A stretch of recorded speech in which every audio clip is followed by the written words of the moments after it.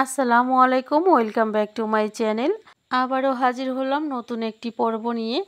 আজকের পর্বে রয়েছে শুধুমাত্র আটা ও আলু দিয়ে লোভনীয় মজাদার একটা রেসিপি, যেটা কিনা বাচ্চা থেকে বড় সকলেই অনেক বেশি পছন্দ করবে। আর সেই সাথে একদিন তৈরি করে দীর্ঘদিন সংরক্ষণ করে খেতে পারবেন। চলুন তাহলে আর কথা না বাড়িয়ে মূল রেসিপিতে চলে যাই। প্রথমে একটা মিক্সিং বোল নিয়ে নিচ্ছি, আর বোলের মধ্যে নিয়ে নিচ্ছি 2 কাপ আটা।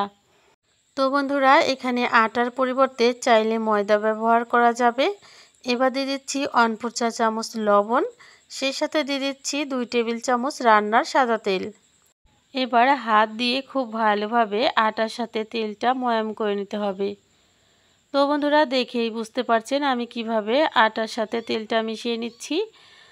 মিশানো হয়ে গেলে ঠিক আটাটা হাতে চাপ দিলে এইভাবে দলা পেকে যাবে, আবার চাপ দিলে ভেঙে যাবে। তাহলে বুঝতে পারবেন পারফেক্ট ময়াম হয়েছে। এবার নর্মাল তাপমাত্রার 1 কাপ পানি দিয়ে অল্প অল্প করে পানি দিয়ে একটা পারফেক্ট ডো তৈরি করে নিতে হবে। তো সম্পূর্ণ পানিটা একসাথে দেওয়া যাবে না, তাহলে পানিটা বেশি হয়ে যেতে পারে। অল্প অল্প করে দিয়ে শক্ত একটা ডো তৈরি করে নিতে হবে। তো বন্ধুরা, দেখেই বুঝতে পারছেন আমাদের ডোটা প্রায় কিন্তু মাখা কমপ্লিট। এবার ডোটা রেস্টে রেখে দিতে হবে যতক্ষণ না আমরা পুরটা তৈরি করছি।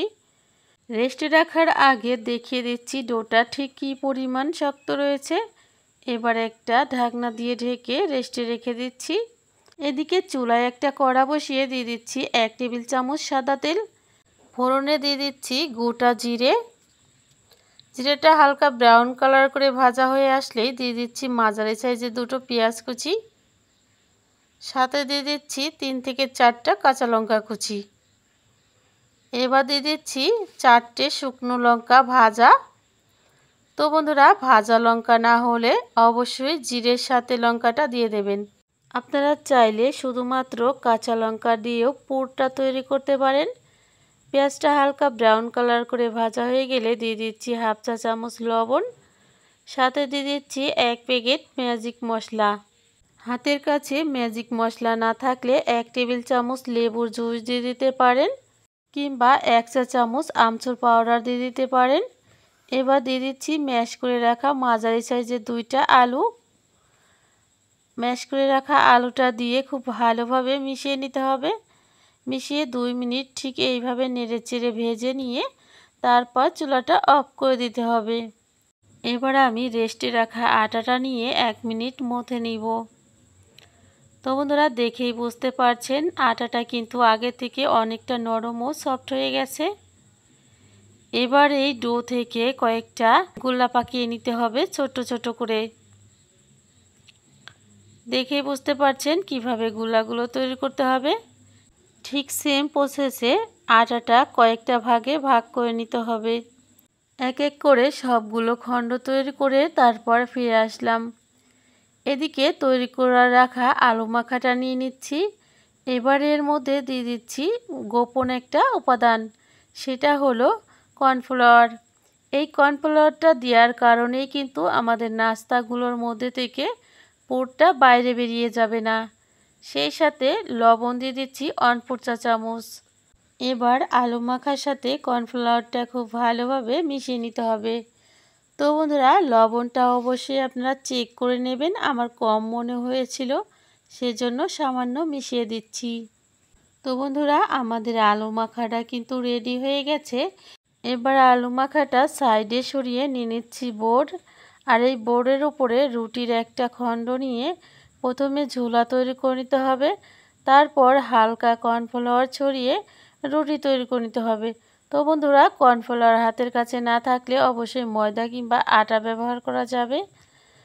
তো এবার আমি রুটিটা তৈরি করে নিচ্ছি। দেখেই বুঝতে পারছেন কিভাবে আমি রুটিটা তৈরি করতেছি। সেম প্রসেসে এক এক করে সবগুলো রুটি তৈরি করে নিতে হবে। রুটিটা তৈরি করার শেষে এবার আমি রুটির উপরে দিয়ে দিচ্ছি আলু মাখা। মাছ বরাবর ঠিক এইভাবে আলু মাখাটা দিয়ে হাত দিয়ে খুব ভালোভাবে এক সাইডটা কভার করে দিতে হবে।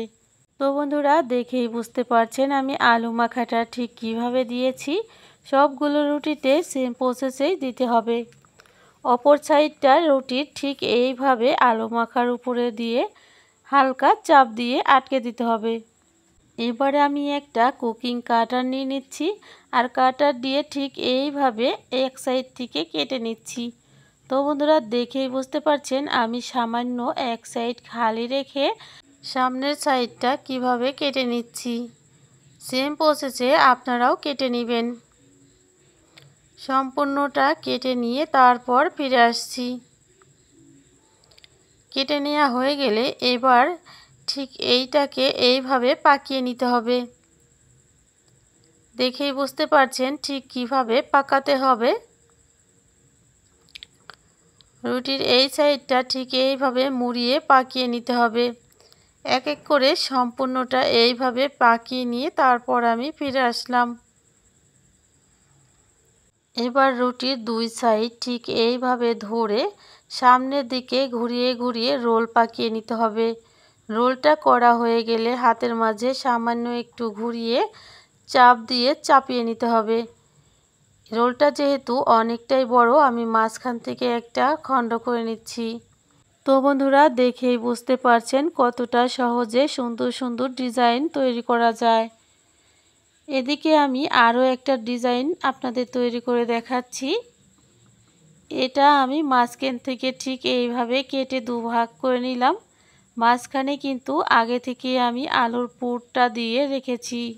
সামনের দিকটা কাটার দিয়ে কেটে নিয়ে তারপর এবার আমি বেলুনের মতো পাকিয়ে নিব। ঠিক সেম প্রসেসে সবগুলো বেলুনি এইভাবে তৈরি করে নিয়ে তারপর ফিরে আসলাম। অপর সাইডটা ঠিক এইভাবে ধরে তারপর সামনের দিকে ঘুরিয়ে ঘুরিয়ে রোলটা তৈরি করতে হবে। তো বন্ধুরা দেখেই বুঝতে পারছেন কতটা সহজ রোলটা তৈরি করা। সেম প্রসেসে অপরটাও আমি তৈরি করে নিচ্ছি। ঠিক এইভাবে এক এক করে সবগুলো রোল তৈরি করে নিয়ে তারপর আমি ফিরে আসলাম। এদিকে চুলায় একটা প্যান বসিয়ে দিয়ে দিয়েছি তেল। তেলটা মাঝারি গরম হয়ে আসলে এর মধ্যে এক এক করে নাস্তাগুলো দিয়ে দিতে হবে। তো বন্ধুরা দেখেই বুঝতে পারছেন তেলের টেম্পারেচারটা ঠিক কেমন। অল্প উষ্ণ গরম তেলে এক এক করে সবগুলো ছেড়ে দিয়ে তারপর ফিরে আসলাম। মাঝারি আঁচে 2 থেকে 3 মিনিট ভাজার পর একটা একটা করে ঠিক এইভাবে উল্টে দিতে হবে। অবশ্যই সাবধানে উল্টে দিতে হবে, না হলে কিন্তু ভেঙে যাবে। সেম প্রসেসে উল্টে পাল্টে গোল্ডেন ব্রাউন কালার করে ভেজে নিতে হবে। তো বন্ধুরা দেখেই বুঝতে পারছেন আমার নাস্তাগুলো ভাজা হয়ে গেছে। এক এক করে সবগুলো তেল ঝরিয়ে তুলে নিচ্ছি।